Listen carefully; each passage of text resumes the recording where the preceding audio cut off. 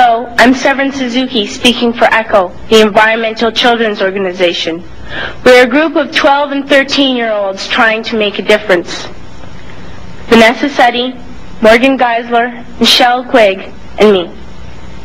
We've raised all the money to come here ourselves, to come 5,000 miles to tell you adults you must change your ways. Coming up here today, I have no hidden agenda. I am fighting for my future. Losing my future is not like losing an election or a few points on the stock market. I am here to speak for all generations to come. I am here to speak on behalf of the starving children around the world whose cries go unheard.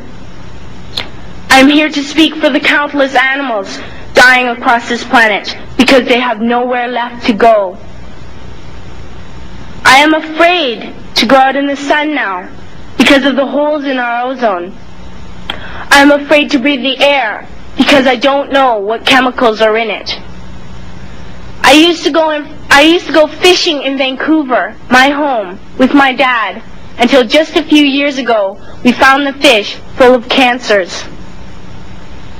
And now we hear of animals and plants going extinct, every day vanishing forever. In my life, I have dreamt of seeing the great herds of wild animals, jungles and rainforests full of birds and butterflies. But now I wonder if they will even exist for my children to see. Did you have to worry of these things when you were my age? All this is happening before our eyes, and yet we act as if we have all the time we want and all the solutions. I'm only a child, and I don't have all the solutions.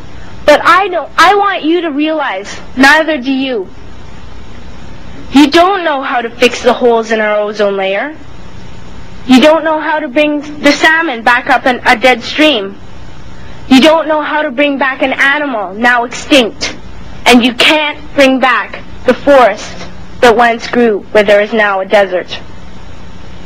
If you don't know how to fix it, please stop breaking it. Here, you may be delegates of your government, business people, organizers, reporters, or politicians, but really, your mothers and fathers, sisters and brothers, aunts and uncles, and all of you are someone's child. I'm only a child, yet I know we are all part of a family, 5 billion strong. In fact, 30 million species strong.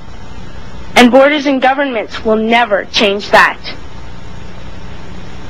I'm only a child, yet I know we are all in this together and should act as one single world towards one single goal.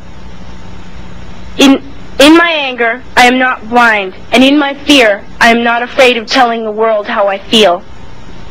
In my country, we make so much waste. We buy and throw away, buy and throw away, buy and throw away, and yet northern countries will not share with the needy. Even when we have more than enough, we are afraid to share. We are afraid to let go of some of our wealth. In Canada, we live the privileged life, with plenty of food, water, and shelter. We have watches, bicycles, computers, and television sets. The list could go on for 2 days. 2 days ago, here in Brazil, we were shocked when we spent time with some children living on the streets. This is what one child told us. I wish I was rich.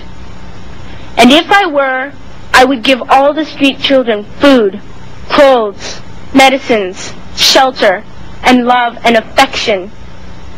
If a child on the streets who has nothing is willing to share, why are we who have everything still so greedy? I can't stop thinking that these are children my own age, that it makes a tremendous difference where you are born. That I could be one of those children living in the favelas of Rio. I could be a child starving in Somalia, or a victim of war in the Middle East, or a beggar in India. I am only a child, yet I know if all the money spent on war was spent on finding environmental answers, ending poverty, and finding treaties, what a wonderful place this earth would be. At school, even in kindergarten, you teach us how to behave in the world. You teach us not to fight with others, to work things out, to respect others, to clean up our mess, not to hurt other creatures, to share, not be greedy. Then why do you go out and do the things you tell us not to do? Do not forget why you are attending these conferences, who you're doing this for. We are your own children. You are deciding what kind of a world we are growing up in. Parents should be able to comfort their children by saying, everything's going to be all right. It's not the end of the world, and we're doing the best we can. But I don't think you can say that to us anymore. Are we even on your list of priorities?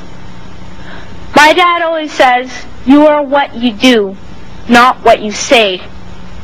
Well, what you do makes me cry at night.